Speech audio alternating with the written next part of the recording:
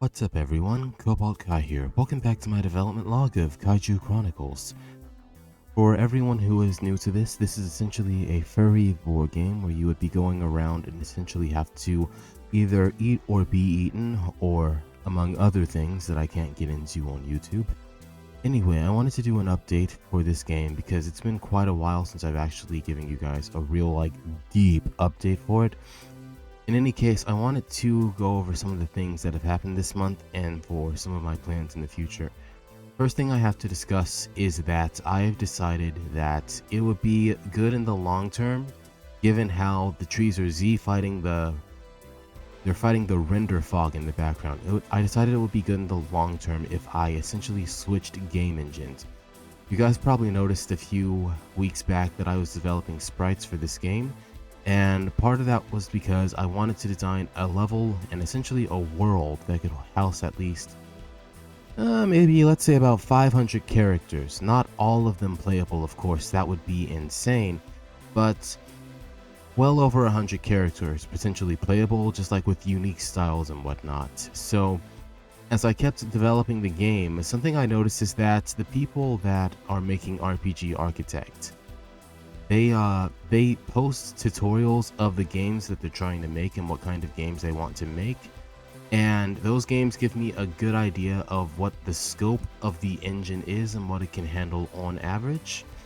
So I'm going to go, let's say, right here, because it takes actually a visual example to show you guys why I have to switch engines. You'll probably notice the frame rate is actually a little bit low here. As I keep adding more and more content to this game, the game actually becomes harder and harder to essentially make run efficiently, and I have a pretty high-end PC. But these aren't even all the characters that I plan on adding into the game. For the most part, these are basically placeholders for before I add the characters here.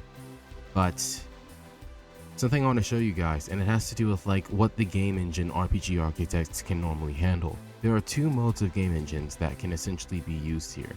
So there's 3D, which I'm using now, and then there's 2D. And if I were to take this mouse and I just go over this square right here, this rectangle, I said square, this rectangle is the resolution of the average 2D RPG Architect game, which is to say that what I'm running on screen right now, the game engine is not optimized to be able to handle all of this. So there was a time in the past I tried adding enemies to the game, and what the game kept doing is it kept crashing within a few seconds of me loading the enemies. Basically, the game engine itself wasn't built for the kind of enemies I was trying to add to it. So what I decided essentially right off the bat was that it would be good in the long term to just find another engine, and that's essentially what I did. So for the most part, what you are looking at currently is Godot. I'm very happy for it. It was very fun using RPG Architect while it lasted, but what I found essentially is that in spite of having over 900 hours, almost 1,000 hours if I kept developing it at my previous pace, I essentially couldn't really do much more with it than what I was doing. Essentially, it was like feature creep, but it wasn't really feature creep. I think it was more like scope creep. So for the most part, this is actually the progress of the current game that I'm developing, and with Godot, what I found is that it's able to run and process games that are a lot bigger than RPG Architect. I was pretty new to game development, so I didn't really know if I could actually bring a new game engine in that could handle it. But this is my progress so far, and as of late, this is actually just 1 week of progress. I haven't really coded in the character turning from one side to the other, but I have managed to add music. I'll have to make those coins smaller, but it's actually surprisingly easy to add the textures to the blocks and whatnot. The trees have about the same hitbox that they had before, so you can still climb them. But unlike RPG Architect, where you could essentially walk up to a wall, and if you just press jump, you would levitate to the same height as the wall, which was a bug and not a feature. With this, it actually does have the character doesn't essentially levitate and fly up a wall like they're Batman or something. I have to go over the hitboxes for these trees because currently they're squares and they're like cubes, but I need them to be cylinders. But other than that, yeah, the platforming from one tree to the other, I'm planning on keeping that in-game still. It's working pretty fine right now for this prototype. But other than that, I plan on turning this level into a sandbox once I get the camera working. This enemy right here, have to refine their hitbox. That will probably be a starting enemy. I have to design the projectile as well. But currently, things have been going very well with this. It took me about 7 months to get to where I was with RPG Architect. But with Godot, what I found is that it only took me about 7 days to get this working model currently in game. So, what I'm primarily focusing on right now is, and you'll have to forgive me if it takes a little bit, what I'm currently working on right now is actually completing a couple of animations that I actually got commissioned for. Like I previously mentioned, these animations are actually practice for me to properly ensure I can animate like full-on cutscenes in-game later on. But yeah, currently I'm just like making sure that I've got the detail and everything to ensure that all the realistic animation or the cutscenes, if I add any, they will definitely be as high quality as they're supposed to be. Congratulations everyone, you are getting another cow. Given how the last video went, I'm assuming you guys will probably be happy with it because I don't plan on going cheap with this animation. But that being said, currently the sprites are mostly finished. As I previously said, I finished the coral reef sprites, the forest, the swamps, and everything. For the most part now, it's just a matter of getting everything imported into the engine. And since Godot is able to run everything so efficiently, since it's only like 38 kilobytes, it's actually incredibly easy for me to do it. Just ignore this error frame that's here right now. I have to resolve that eventually. But that being said, I've actually managed to make quite the number of models actually for Godot and like designing the game there. This is currently what the main menu will look like. I can actually go into it in game, but I haven't gotten the music balanced yet, so it's not quite there yet. But other than that, I have a few different animations and whatnot. I'm still getting used to like I'm still getting used to Godot's like animation frame style. It's a little bit nuanced, I'll give it that. But other than that, I'm primarily exploring with textures right now to see what textures work best. I got the sprite quality for like standalone props, but now I might have to start focusing on what works for the level design itself, like for the walls, the grass, the trees.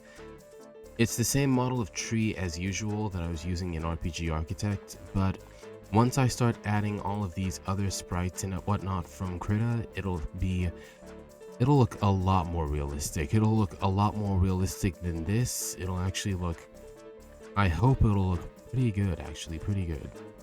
Because I don't go like small when I make a project, that's for sure. But all of this being said, I just wanted to give you guys an update.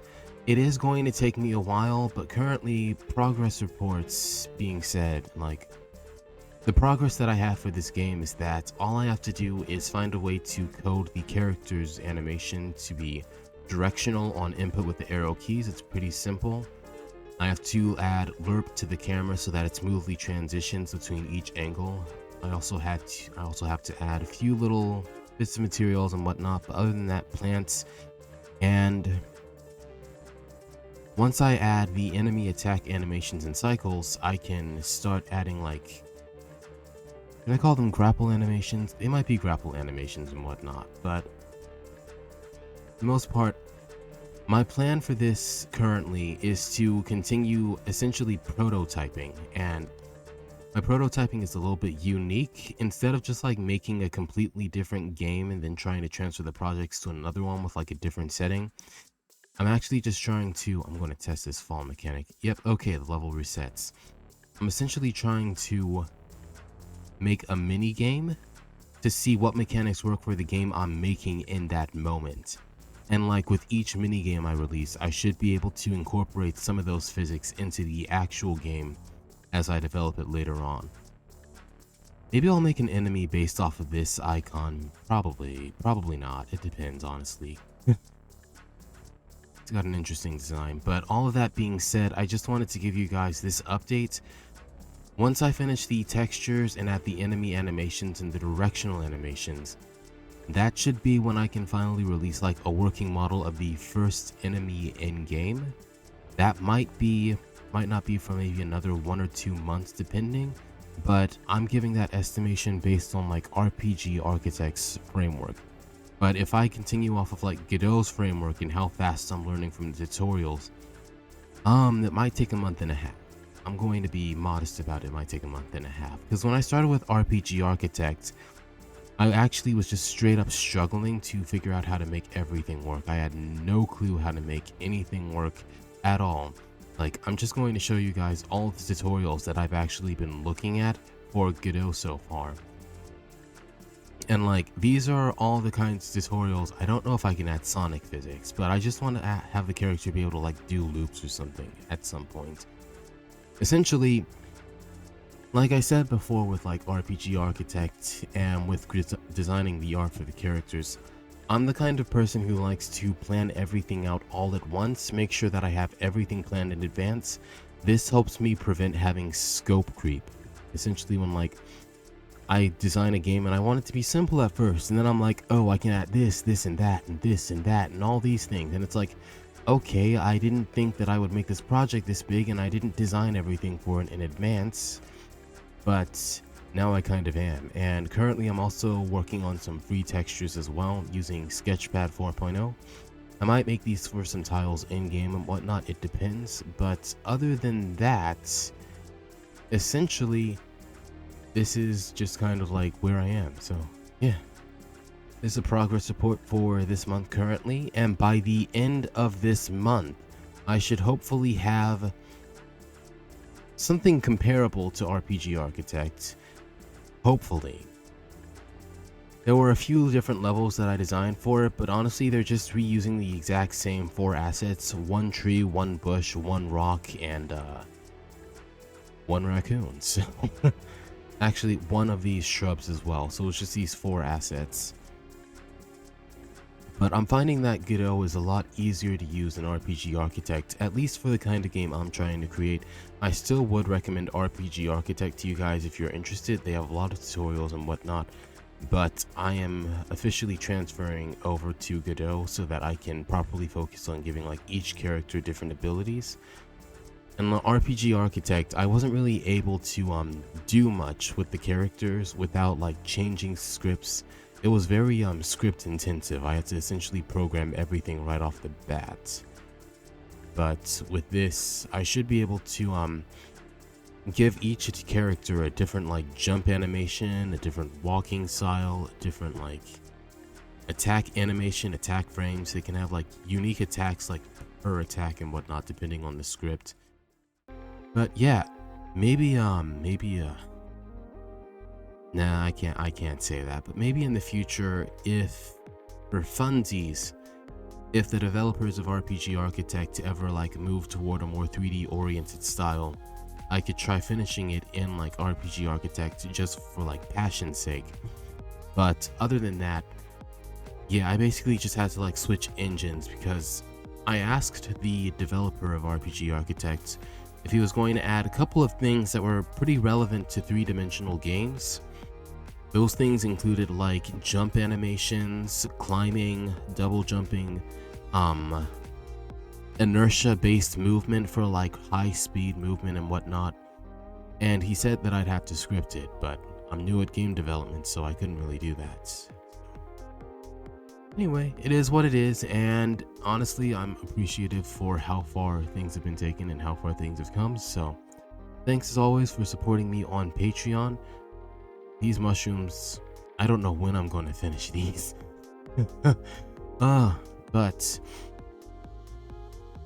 it is progress, and if you guys have any feedback you'd like to give or any tips, especially any tips that you would like to give about how to use Godot, because I want to get this done as fast as possible for you guys. It's been quite a few bit of months you're welcome to comment them down below, but other than that, that's going to be it for today, and I hope you guys have a nice day. Don't forget to support me on Patreon if you want more news about the game and how things are going. I'm going to have to give a few updates in the future about some enemies once I get to developing them. Bye.